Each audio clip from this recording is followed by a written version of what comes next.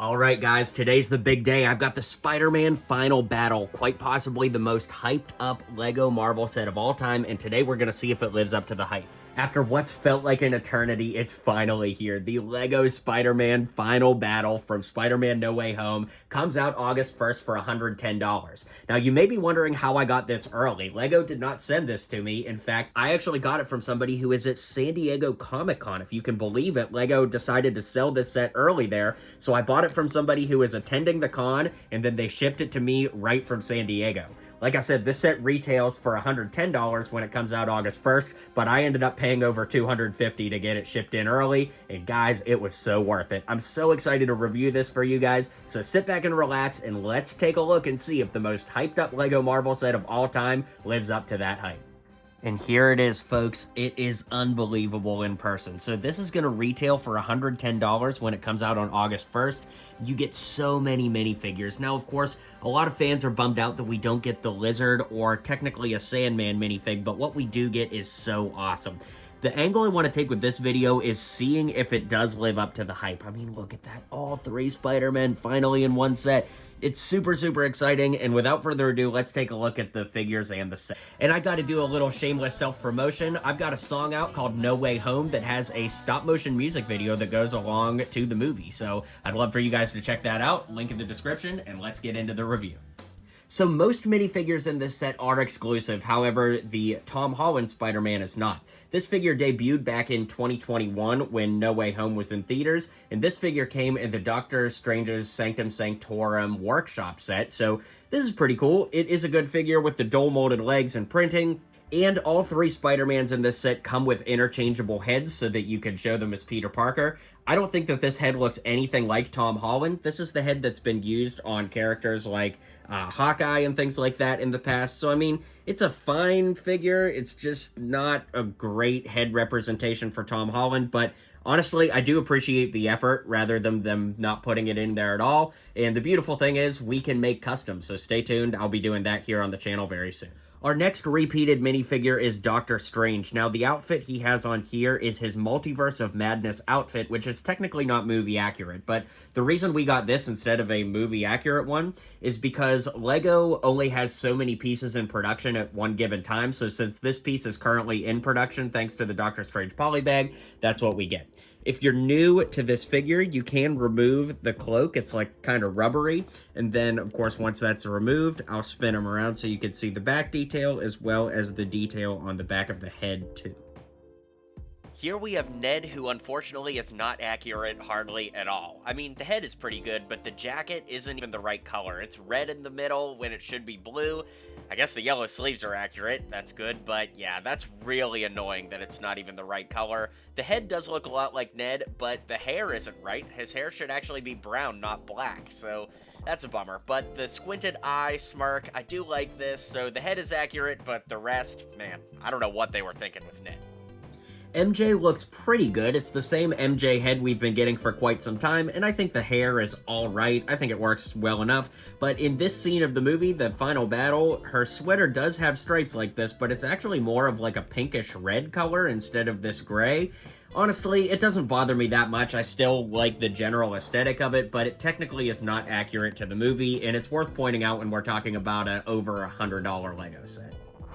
Dr. Octopus is up next, and unfortunately, he's probably the least accurate minifigure of the set because, of course, we know in the movie, his coat is green, so I don't know why they made the entire minifigure gray here, especially when they've had over 2 years to work on this set at this point. It's just a little odd to me that they would mess this up so bad, but my buddy Tommy C. Bricks had a really good point. What if they made the minifigures close but not just perfect, like close but not close, so that they could do like a $500 set down the line and give you even better minifigures and justify it? That way they didn't give you all the great figures in this, but you technically got them. Anyways, I kind of like that theory. If we turn it around, you could see that his robotic arms are built on the Outrider backpack here, so kind of a new way to do Doc Ock's arms.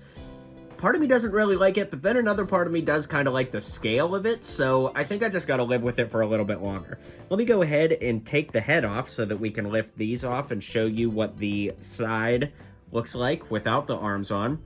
So you can see that there's the holes where the tentacles would come out. And if we flip it around, we've got a much more friendly face for the Doc on this side. So I really like this figure a lot, except for the fact that the color scheme is off. The printing's great, it's just that color scheme. Man, what were you thinking, Lego?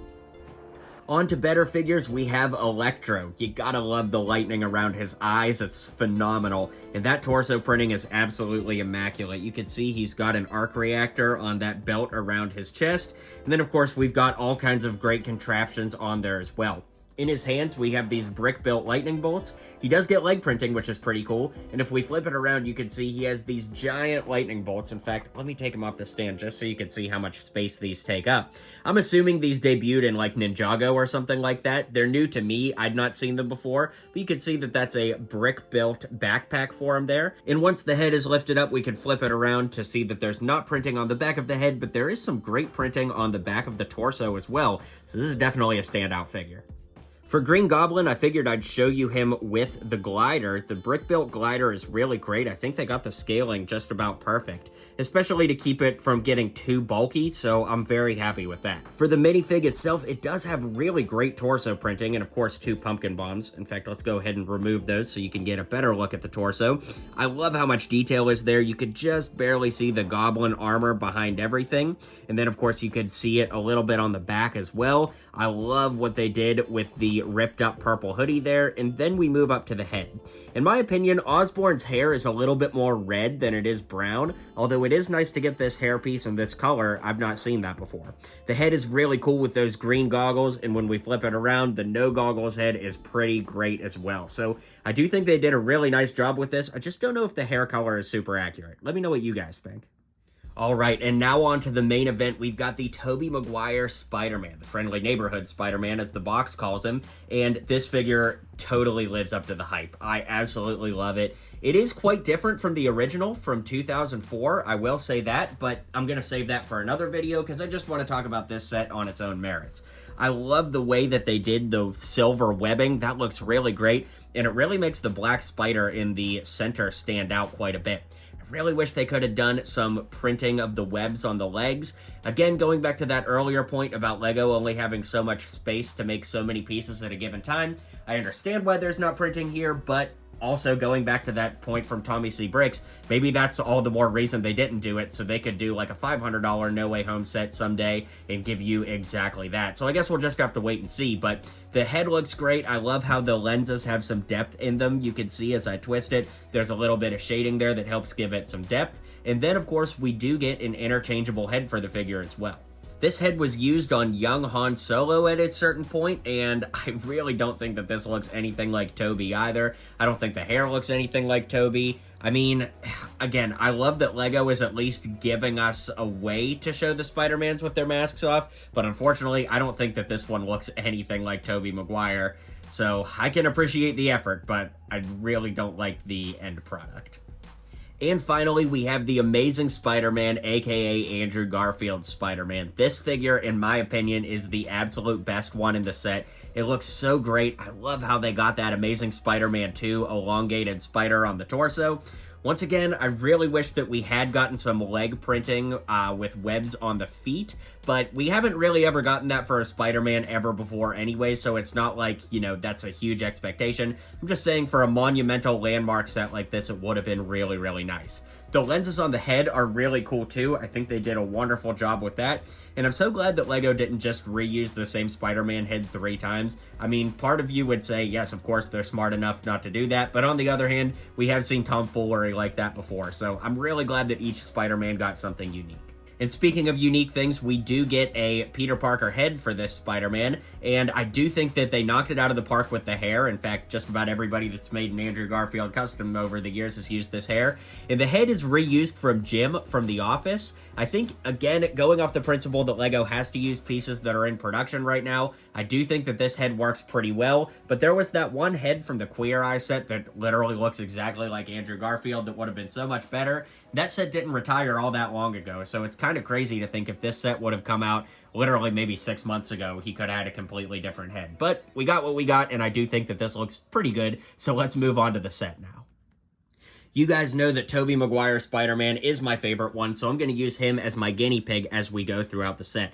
Now, I'll give it a quick 360 spin. The general concept, right, is that it's a very, very scaled down Statue of Liberty head. Of course, you know, putting a minifigure on top shows you how off the scale is, but I do like what they did here, kind of making it a Marvel diorama set, and I think that this set is going to sell exceptionally well. I'm not really concerned about that, but the cool thing about that is that because it's going to sell so well, it really opens the door for Marvel to do sets like this in the future, like maybe a Winter Soldier diorama or something of that nature. That being said, I did want to give you the quick 360 spin before we take a closer look at all of the little details and build-outs.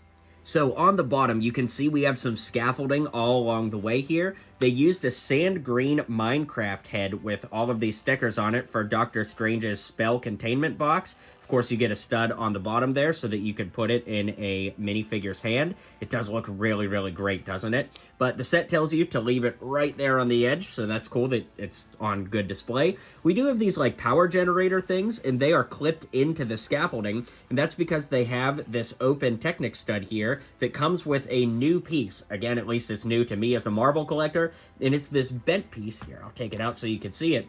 It's actually a bent piece with a Technic connector pin that has a stud here, and then on this one in particular, you put two hollow studs in there so that when you clip this into place, you can take the Goblin's glider and put him on there a little something like that. So I do like that there's a lot of functionality into these. And then, of course, with this one, the set tells you to put MJ there. And then, of course, you could have Andrew Garfield running to chase her and all that. So I do love that it adds just a little bit of, like, scenic play value. And I think that that's really great.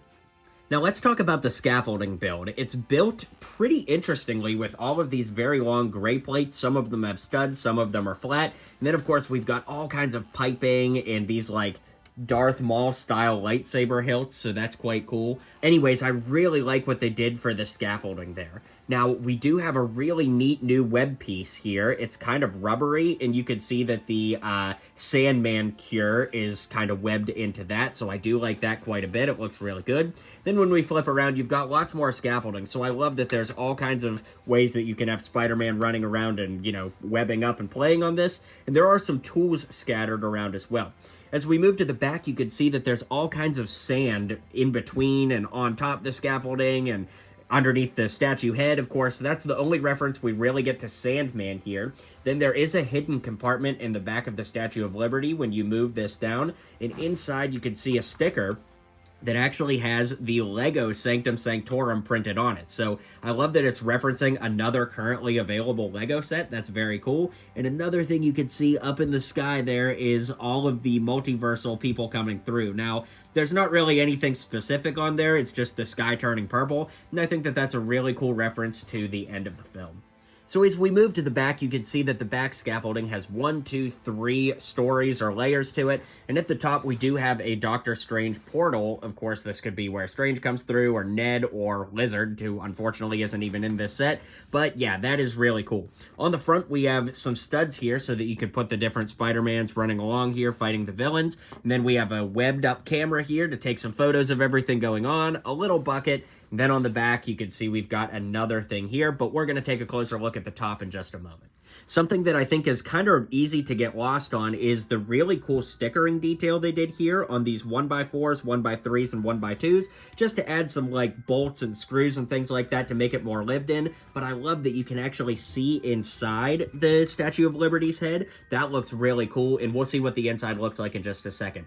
I do want to lift it up just to give you a side view here that you can see there's stickers on the cheeks of the Statue of Liberty, and I do think that it looks pretty good that even though the scaffolding is covering it up, you don't lose all the details, and I definitely appreciate that quite a bit.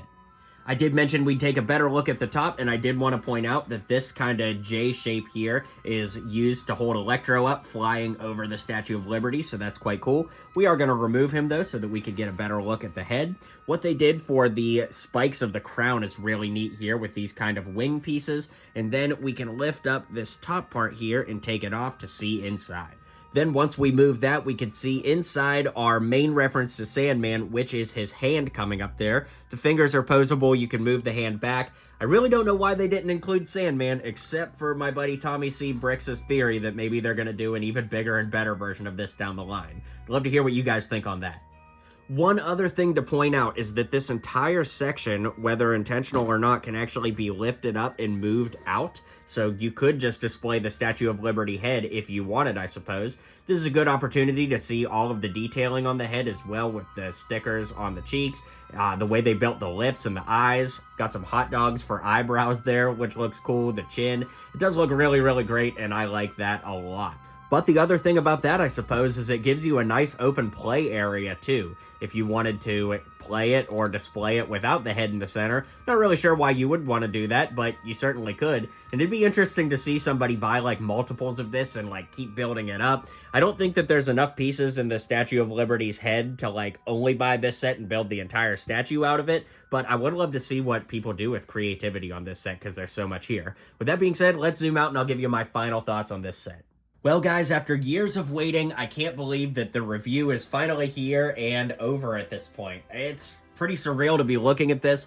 I think the set's super delivered. Of course, there are some things like Green Goblin having leg printing, Doc Ock being the wrong color that really could have been improved, but overall, for $110, this is pretty much a dream Lego Marvel set, and if you're even a remote fan of Spider-Man or Marvel, I feel like this is an obvious buy. So I'd love to hear what you guys think of the set down below. Be sure to hit like and subscribe if you haven't already, and I'll catch you guys on the next video.